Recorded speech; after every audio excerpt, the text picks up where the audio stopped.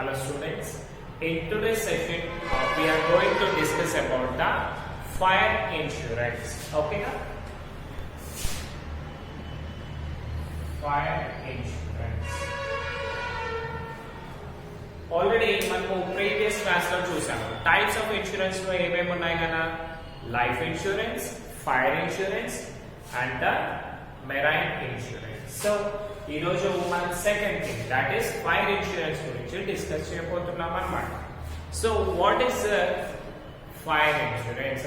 Unlike life insurance కన్నా మనకి life insurance లో ఏమవుతుంది, ఆ పర్సన్ ఏదైతే వాల్యూకి ఇన్సూరెన్స్ చేయిస్తాడో, సపోజ్ 20 lakhs కి ఇన్సూరెన్స్ చేయించాడు అనుకోండి, ఆ పర్సన్ అతనికి 20 lakhs అమౌంట్ ఇవ్వడం జరుగుతుంది. అదే 50 lakhs కి చేయిస్తే 50 lakhs ఇవ్వడం జరుగుతుంది. బట్ వేర్ ఫైర్ ఇన్సూరెన్స్ దీంట్లో అలా ఉండదనా, మనము ఎంత వాల్యూ కావాలి అంటే అంత వాల్యూ ఇన్సూరెన్స్ చేయించడానికి మనకి పాసిబిలిటీ అనేది ఉండదన్నమాట. Just it is simply based on value of stock. అంటే వాళ్ళ దగ్గర వాల్యూ ఆఫ్ స్టాక్ ఏదైతే ఉందో దాన్ని బేస్ చేసుకొని మాత్రమే మనము ఫైర్ ఇన్సూరెన్స్ ని చేయించగలుగుతాము. అంతకంటే తక్కువైనా చేయించడానికి పాసిబిలిటీ ఉంటుంది, బట్ ఎక్కువ చేయడానికి మనకి పాసిబిలిటీ అనేది ఉండదు. సో ఇప్పుడు చూపించండి. Just if fire insurance is a contract may be defined as an agreement whereby one party in return for the consideration undertakes to indemnify the other party against financial loss which the latter may sustain by reason of certain defined subject. అంటే ఇక్కడ 2 parties ఉంటాయి, insurance company and insurer. వీళ్ళిద్దరు కూడా ఒక mutual understanding తో ఉంటారు కదా. ఆ మ్యూచువల్ అండర్స్టాండింగ్ లో ఏముంటుంది అంటే, నేను మీ దగ్గర ఫైర్ ఇన్సూరెన్స్ కాంట్రాక్ట్ తీసుకుంటున్నాను, ఓకేనా. ఒకవేళ నా గూడ్స్ కనుక ఫైర్ యాక్సిడెంట్ లో కనుక లాస్ అయ్యాననుకోండి, మీరు నాకు పే చేయాలి అనేది కండిషన్ అన్నమాట. సో ఇంకొకటి చూడండి, ఈ ఫైర్ ఇన్సూరెన్స్ లో మనకి ఏమవుతుంది అంటే, వీళ్ళ కాంట్రాక్ట్ ఎలా ఉంటుందని అంటే యూజువల్లీ 1 year వరకు ఉంటుంది. అంటే ఎవ్రీ ఇయర్ మనం ఏం చేయాలి, న్యూ పాలసీ తీసుకోవాల్సి వస్తుంది, అంటే ఫైర్ ఇన్సూరెన్స్ పాలసీ తీసుకోవాల్సి వస్తుంది. So with in that time, అంటే ఈ ఫైర్ యాక్సిడెంట్ అనేది ఆ విత్ ఇన్ దట్ టైం అయినప్పుడు మాత్రమే, ఓకేనా, అలా అయినప్పుడు మాత్రమే ఆ ఇన్సూరెన్స్ కంపెనీ వాళ్ళకి డబ్బులు పే చేస్తుంది. If not it won't pay any amount, means no payment will be given for the insured party. And next thing, ఇక్కడ మళ్ళీ conditions apply. Insurance should be accidental, okay na, and not intentional. అంటే fire accident అనేదన్నా accidental గా, అంటే వాళ్ళకు తెలియకుండా జరగాలి. వీళ్ళు కావాలని కాల్ చేసి నాకు ఇన్సూరెన్స్ ఇవ్వు అంటే వాళ్ళకి ఎలాంటి అమౌంట్స్ కూడా పే చేయరు, ఓకేనా. Next thing, they must be actual fire. అంటే కంపల్సరీ అది ఫైర్ యాక్సిడెంట్ అయి మాత్రమే ఉండాలి. అంటే వీళ్ళే కావాలని వచ్చి చేశారనుకోండి, దానికి ఇన్సూరెన్స్ కంపెనీ ఎలాంటి అమౌంట్స్ కూడా పే చేయదు. సో ఇప్పుడు మనం వాల్యూ ఆఫ్ స్టాక్ ఏదైతే ఉందో దాన్ని పే చేసుకొని మాత్రమే ఇన్సూరెన్స్ కంపెనీ మనకి డబ్బులు పే చేస్తుంది. అండ్ మీరు ఎంతకైతే ఇన్సూరెన్స్ చేయించారో అది కూడా చాలా ఇంపార్టెంట్ కదా. సపోజ్ మీ వాల్యూ వచ్చేసి 10 lakhs వాల్యూ ఆఫ్ గూడ్స్ ఉన్నాయి మీ దగ్గర, కానీ మీరు ఏం చేశారు, ఓన్లీ 5 lakhs కే ఇన్సూరెన్స్ చేయించారు అనుకుందాం, ఓకేనా. సో మీకు ఒకవేళ టోటల్ డ్యామేజ్ అయినా కానీ మాక్సిమం ఆఫ్ 5 lakhs మాత్రమే మీకు అమౌంట్ అనేది వస్తుంది, బట్ 10 lakhs అమౌంట్ రాదు, బికాస్ మీరు ఓన్లీ 5 lakhs కి మాత్రమే ఇన్సూరెన్స్ చేయించారు కదా. So these are the things అన్నా. అంటే ఇక్కడ ఏం చేస్తాం, మనము అగ్రీడ్ అమౌంట్ ఏదైతే ఉందో అక్కడి వరకు మాత్రమే మనం డబ్బులు అనేవి పే చేస్తారు ఇన్సూరెన్స్ కంపెనీ వాళ్ళు. దానికి బియాండ్ ఎలాంటి పేమెంట్స్ కూడా చేయరు. నా coming to the types of fire policies.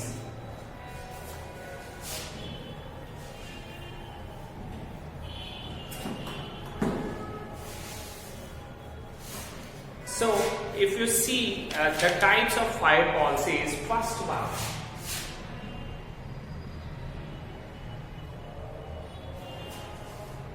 valued policy.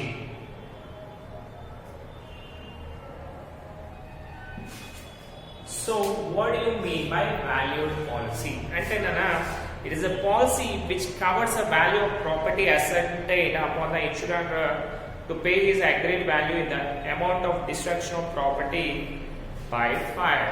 అంటే ఈ వాల్యూ పాలసీ అంటే ఏంటంటే ముందే అంటే ఇన్సూరెన్స్ కంపెనీ ప్లస్ ఆ ఇన్సూర్డ్ పర్సన్ వీళ్ళిద్దరు కూడా ఒక అండర్స్టాండింగ్ ఉంటుంది. ఏంటి అంటే వాళ్ళ ప్రాపర్టీ ఒకవేళ ఫైర్ యాక్సిడెంట్ లో కనుక స్పాయిల్ అయింది అనుకోండి, డిస్ట్రాయ్ అయింది అనుకోండి, అప్పుడు ఏం చేయాలి ఇన్సూరెన్స్ కంపెనీ వాళ్ళు? ఇతనికి ఆ టోటల్ అగ్రిమెంట్ అమౌంట్ ఏదైతే ఉందో అదంతా కూడా వాళ్ళకి పే చేయాలి. దాన్నే మనము వాల్యూ పాలసీ అంటాం అన్నమాట. ఎగ్జాంపుల్ మీరు ఏం చేశారని అంటే మీకు గోడౌన్ ఉంది, దాంట్లో అన్ని క్రాకర్స్ పెట్టారు. క్రాకర్స్ అంటే తెలుసు కదా, దివాళీ ఫెస్టివల్ లో తెచ్చేవి. సో అవన్నీ పెట్టారనమాట. సో అక్కడ ఏమైందన్నా సమ్ టైమ్స్ ఫైర్ యాక్సిడెంట్స్ అయ్యే ఛాన్సెస్ ఉంటుంది కదా. అలా అయ్యి మీ ప్రాపర్టీ అంటే only crackers that is stock మాత్రమే కాకుండా మీ బిల్డింగ్ కూడా పోయింది. అలాంటి టైంలో ఏం చేస్తారు? ఒకవేళ మీకు వాల్యూడ్ పాలసీ కనుక ఉంటే మీ అసెట్ వాల్యూ ఏదైతే ఉందో అదంతా కూడా ఇన్సూరెన్స్ కంపెనీ మీకు పే చేస్తుంది. ఓకేనా? ఇది యూజువల్ గా చాలా రేర్ సిచ్యువేషన్ లో ఇస్తారన్న. ఈ వాల్యూడ్ పాలసీ అనేది అంతగా ఇన్సూరెన్స్ కంపెనీస్ సపోర్ట్ చేయవాలి. బికాస్ ఇప్పుడు చూడండి ఆ స్టాక్ కి ఇన్సూరెన్స్ ఉంటుంది, స్టాక్ పే చేయాలి. ఎట్ ద సేమ్ టైం ఆ బిల్డింగ్ అవన్నీ కూడా అంటే రిస్కే కదా ఇన్సూరెన్స్ కంపెనీ వాళ్ళకి కూడా. సో వాళ్ళు కూడా లాస్ అవుతారు కదా, కాబట్టి వీటిని ఇవ్వరు. సెకండ్ వన్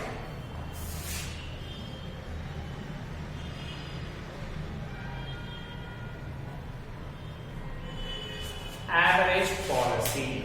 యావరేజ్ పాలసీ అంటే ఏంటంటే మనము ఏదైనా ప్రాపర్టీ ఉంది అనుకోండి, the average clause is that policy lays down if the property is under insured, the insurer shall pay the only proportion of the actual loss and the insurance bears only actual value of the property.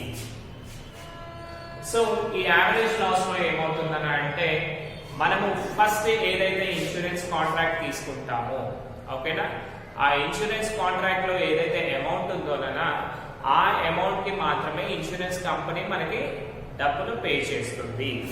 ఎలాగో చూపిస్తాను. Right? Suppose మీరు insurance చేయించేటప్పుడు మీ property value వచ్చేసి 15,000 అనుకుంటాం. ఓకేనా? Property value 15,000. కానీ ఇప్పుడు present market value చూసుకుంటే కదా ఇది 20,000 అయ్యింది. ఓకేనా? మీరు చేయించేటప్పుడు 15,000 కానీ ప్రెసెంట్ ఎంత అయింది? 20,000. అయితే ఇక్కడ మీకు సిచ్యువేషన్ ఏంటంటే మీకు ఫైర్ యాక్సిడెంట్ అయింది అనుకుందాము. ఆ ఫైర్ యాక్సిడెంట్ లో ఏమైంది? మీకు 8,000 రూపీస్ లాస్ వచ్చింది. ఓకేనా? ఫైర్ యాక్సిడెంట్ లో 8,000 రూపీస్ లాస్ వచ్చింది. కానీ మీరు ఎంతగా ఓన్లీ 15,000 వర్త్ ఆఫ్ అసెట్ అని చెప్పారు, కానీ యాక్చువల్ వర్త్ ఎంత? 20,000. సో ఇప్పుడు చూడండి డిఫరెన్స్ ఎంత ఉంది నాన్న ఇది చూసుకుంటే. రైట్? డిఫరెన్స్ చూసుకుంటే 15/20 దట్ ఈస్ 3/4. ఓకేనా? సౌండ్ వస్తుంది కదా 1 minute. రైట్ నాన్న? సో ఇక్కడ మనకి ఏమైంది? 15,000 మనం ఇన్సూరెన్స్ చేయించినప్పుడు వాల్యూ, బట్ ఇప్పుడు ప్రెసెంట్ వాల్యూ ఎంతనా? 20,000. అంటే మనకి ఇక్కడ ఏమైంది చూసుకుంటే 3/4 వాల్యూ మాత్రమే ఉంది కదా. సో ఇక్కడ ఏమైంది అంటే మనకు లాస్ వచ్చింది. ఎంత లాస్ వచ్చింది? 8,000 రూపీస్ లాస్ వచ్చింది అనమాట. అప్పుడు నార్మల్ గా అయితే ఇన్సూరెన్స్ కంపెనీ ఏం చేయాలన్నా 8,000 పే చేయాలి కదా, కానీ అది 8,000 పే చేయదు. పే చేయకుండా ఏం చేస్తుంది అంటే ఈ 8,000 లో 3/4 దట్ ఈస్ 6,000 రూపీస్ మాత్రమే పే చేస్తుంది. ఎందుకు అంటే ఈ యావరేజ్ పాలసీని మనము అండర్ వాల్యూ పాలసీ అని కూడా అంటాము. సో వీళ్ళు ఏం చేస్తారు, యాక్చువల్ గా మనకి 20,000 ఇప్పుడు ప్రెసెంట్ వాల్యూ, కానీ మనం తీసుకున్నప్పుడు వాల్యూ ఎంత, ఓన్లీ 15,000. ఓకేనా? సో వీళ్ళు ఏం చేశారు అంటే సింపుల్ గా చెప్పాలి అంటే 20,000 పైన 8,000 చూసారు. ఓకేనా? అండ్ మనకి ఏం చేశారు, అకార్డింగ్ టు 15,000 వాల్యూ 6,000 పే చేశారు. అంటే వీళ్ళు సింపుల్ గా ఏం చేస్తున్నారు, మార్కెట్ వాల్యూ అనేది చూడట్లేదు. సో వాళ్ళకి ఏదైతే ఇన్సూరెన్స్ ఉందో దాన్ని పే చేసుకొని పర్సంటేజ్ ఆఫ్ లాస్ మాత్రమే మనకు పే చేస్తున్నారు. సింపుల్ గా ఇక్కడ చూడండి 15/20,000 చూస్తే 3/4 అంటే 75% కదా. ఇప్పుడు 8,000 లో 3/4 చూసినా 6,000 కదా మనకి. అందుకనే వాళ్ళు ఏం చేస్తున్నారు, మనం చేసినప్పటిది అంటే ఇన్సూరెన్స్ టైంలో మార్కెట్ వాల్యూ ఏదైతే ఉందో దాన్ని పే చేసుకొని మాత్రమే ఇన్సూరెన్స్ చేయించారు. అంటే ఇక్కడ ఏమైందన్నా మనకి అసెట్ వాల్యూ 5,000 ఇంక్రీజ్ అయింది కాబట్టి ఇక్కడ మనకి 2,000 రూపీస్ లాస్ అనేది వచ్చింది. అంటే ఇన్సూరెన్స్ కంపెనీ 6,000 పే చేస్తుంది, మిగతా 2,000 రూపీస్ ఏం చేయాలి, మనం దాంట్లో కలిపి మనము అవన్నీ కూడా రిపేర్ చేయించుకోవాల్సి వస్తుంది. That is called average policy. అంటే ప్రెసెంట్ వాల్యూకి మార్కెట్ వాల్యూకి తేడా అనేది చూపిస్తారు. Next one specific policy.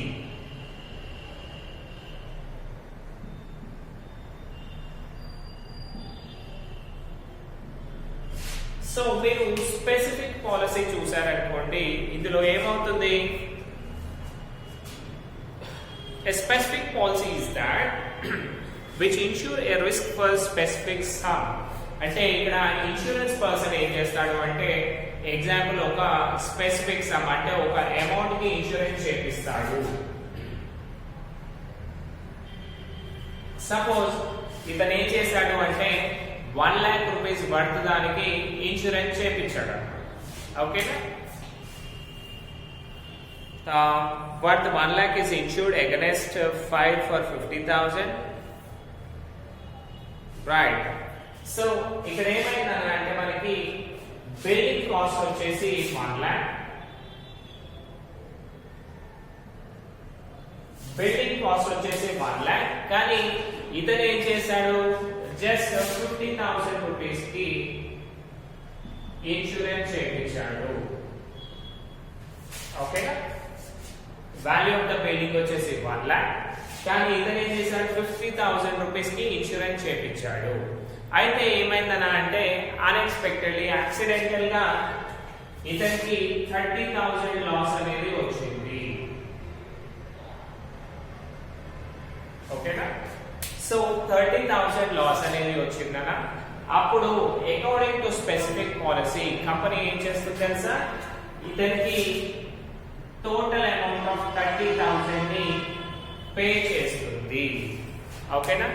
అంటే మనం ఏదైతే ఇన్సూరెన్స్ తీసుకున్నామో దాంట్లో మాక్సిమం వాల్యూ ఆఫ్ 50,000 మాత్రమే ఇస్తుంది. అంటే ఇతను 50,000 కి చేయించాడు కాబట్టి 50,000 రూపీస్ మాత్రమే పే చేస్తుంది అన్నమాట. సో మరి యావరేజ్ లో ఏమైందనా, మనం ఏదైతే వర్త్ ఆఫ్ వాల్యూ చేయించామో దాన్ని పే చేసుకొని ఇన్సూరెన్స్ క్లెయిమ్ అయింది. కానీ వేరే స్పెసిఫిక్ పాలసీలో అలా ఉందా, లేదు. ఇక్కడ మనము ఎంత వాల్యూకు చేపిస్తే ఆ వాల్యూ లోపు ఎంత లాస్ వచ్చినా సరే అది ఫుల్ పేమెంట్ అనేది ఇస్తుంది. ఓకేనా? అంటే ఇక్కడ ఏమైందన్నా మనకి కాస్ట్ ఆఫ్ ద అసెట్ తోటి అవసరం లేదు. సో మనం ఏదైతే ఇన్సూరెన్స్ ఎంత చేయించాము 50,000, మనకు వచ్చిన లాస్ ఎంత 30,000, కాబట్టి వాళ్ళు డైరెక్ట్ గా 30,000 రూపీస్ పే చేశారు. ఒకవేళ చూడండి మీకు 55,000 అయింది అనుకోండి, అప్పుడు ఇన్సూరెన్స్ కంపెనీ ఎంత ఇస్తుందన్న మనకి ఓన్లీ 50,000 మాత్రమే ఇస్తుంది. ఓకేనా? ఒకవేళ మీకు ఇది 49,000 అయింది అనుకోండి, మీకు ఇన్సూరెన్స్ కంపెనీ ఏం చేస్తుంది, 49,000 రూపీస్ కూడా ఇస్తుంది. ఓకేనా? అంటే ఏంటన్నా ఆ వాల్యూ మనం ఇన్సూరెన్స్ చేయించిన వాల్యూకి తక్కువ అమౌంట్ ఇస్తుంది కానీ ఎక్కువ అమౌంట్ మాత్రమే ఎట్టి పరిస్థితిలో ఇవ్వదు. కానీ ఇందులోనైనా ఇంకా దారుణం కదా, మనం చేయించిన వాల్యూ తోటే ఇస్తున్నారు, బట్ ఇక్కడ ప్రాబ్లం లేదు, మనకి మార్కెట్ వాల్యూ ప్రకారం ఇచ్చేస్తున్నారు. కాకపోతే మనం ఇన్సూరెన్స్ చేయించిన వాల్యూ మాత్రమే మాక్సిమం లిమిట్ అన్నమాట, అంతకు మించి ఎక్కువ ఇవ్వరు. Next one, floating policy.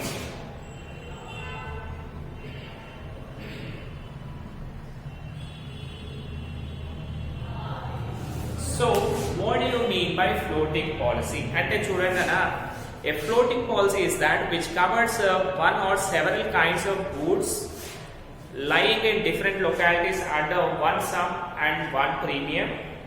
The premium charged under such policy is generally the average of the premium that would have been paid in each of the goods have been insured under specific policy for specific amount. So మీకు చూడండి, ఎక్కడైనా సరే మనము insurance అనేది only one ఏరియాలో చేపిస్తాం. వీళ్ళకి 5 areas ఉన్నాయనుకుంటా, మనకి నార్మల్ గా తెలిసిన ఇన్సూరెన్స్ ఏంటి, ఈ ఏరియాకి ఇన్సూరెన్స్, ఈ ఏరియాకి ఇన్సూరెన్స్, అంటే డిఫరెంట్ గా చేపిస్తాం insurance.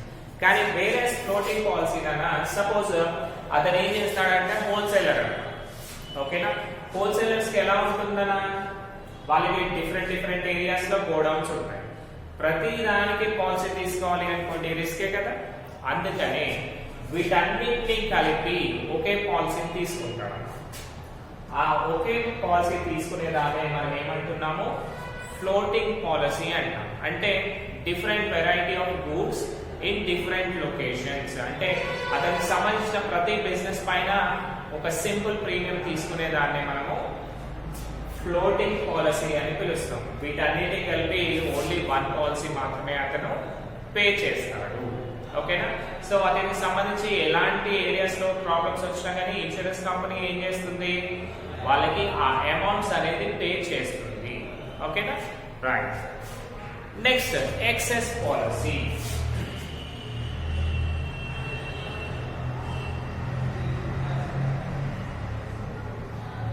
So if you see the excess policy అంటే ఏంటంటే, ఇప్పుడు చూడండి ఆ బిజినెస్ మ్యాన్ ఏంటంటే ప్రతిరోజు గూడ్స్ వస్తూ ఉంటాయి వెళ్తూ ఉంటాయి, పర్చేస్ అండ్ సేల్స్ అనేది అతనికి కంటిన్యూగా జరిగే ప్రాసెస్ అన్నమాట. ఓకేనా?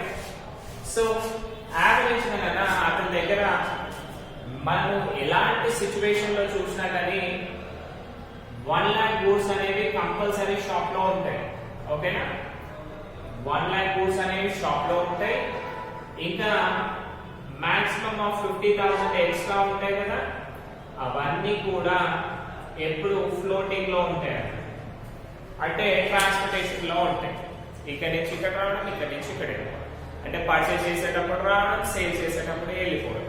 ఒక్కోసారి ఏమవుతుంది, 1,50,000 స్టాక్ కూడా అతని షాప్ లో ఉండే ఛాన్స్ ఉంటుంది. ఓకేనా? బై మిస్టేక్ అతని దగ్గర మాక్సిమం స్టాక్ 1.5 lakhs ఉన్నప్పుడే 5 lakhs అయింది అనుకోండి, అప్పుడు అది రిస్కే కదా. అందుకనే ఇన్సూరెన్స్ కంపెనీ ఏం చేస్తుంది అంటే ఇతనికి ఎక్సెస్ పాలసీని ఇస్తుంది. ఓకేనా? సో దీంట్లో చూడండి, the first policy is called a first loss policy and second policy is called a second excess policy. ఇది ఫస్ట్ పాలసీ, ఇది excess policy.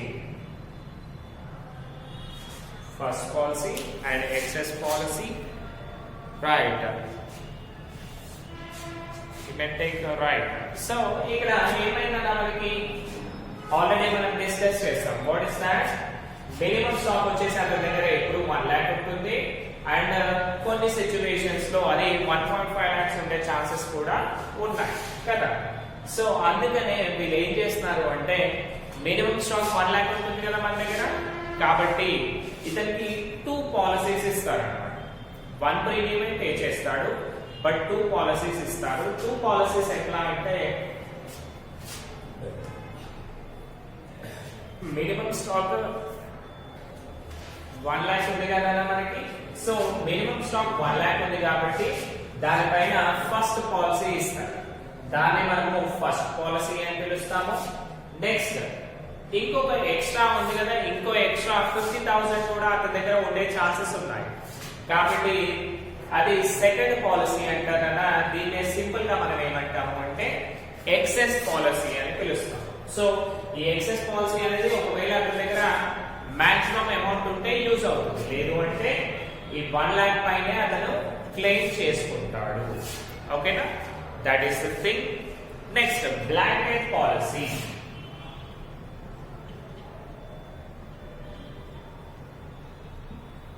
Right? Blanket policy. It is issued to cover all the assets, fixed as well as current, of the insured under one insurance. Blanket అంటే ఏంటన్నా కప్పుకోవడం.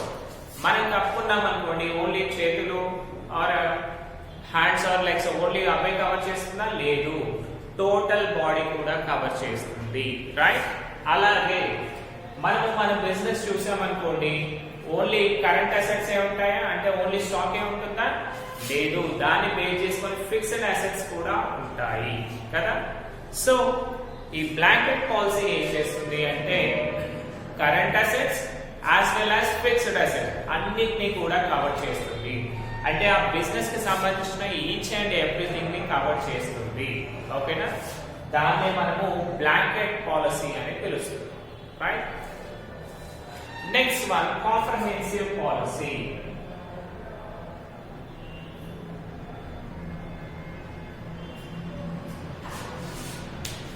So what do you mean by comprehensive policy?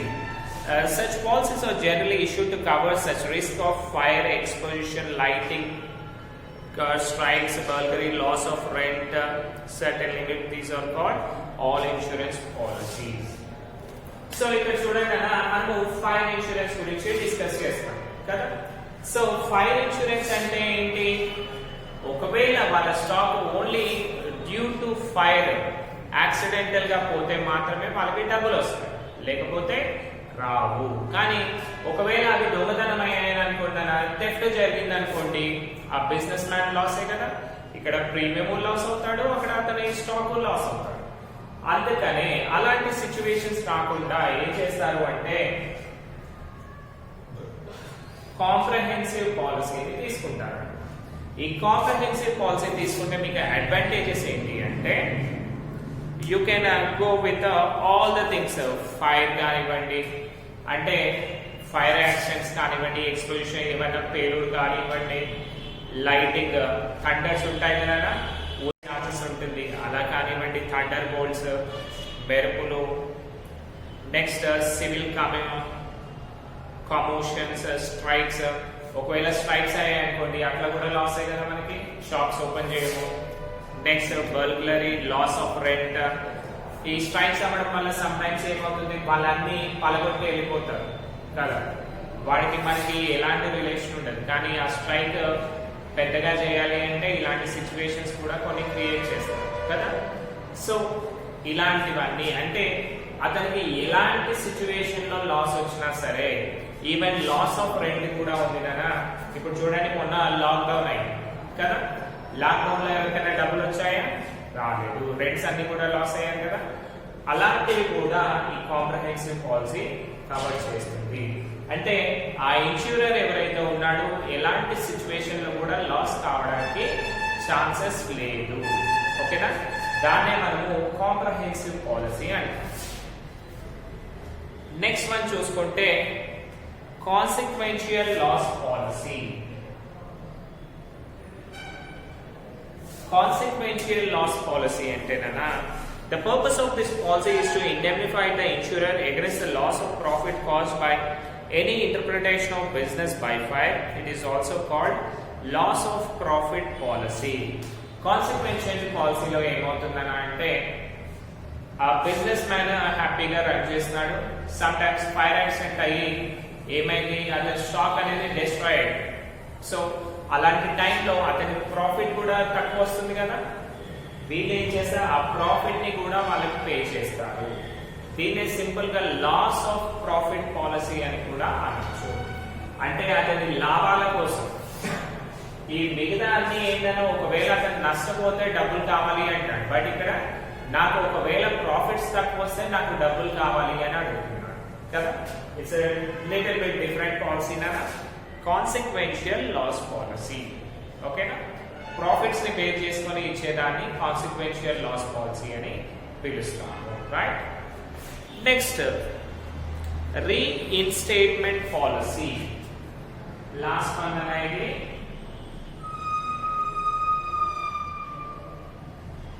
reinstatement policy. So if you see this one, under such a policy the insurer pays the amount which is required to reinstate the assets or property destroyed. Thus in calculating the amount of claim, depreciation is not deducted from the original loss of policy. So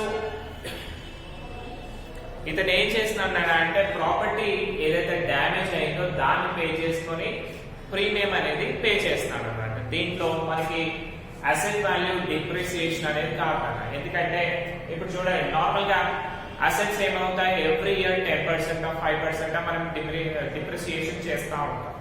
but under this policy ఆ depreciation అనేది ఉండదు. So these are some of the things. ఈ రోజు మీరు ఏం చేయండి, దీనికి సంబంధించిన ఆన్సర్ ని నేర్చుకోండి. ఓకేనా, థ్యాంక్ యూ.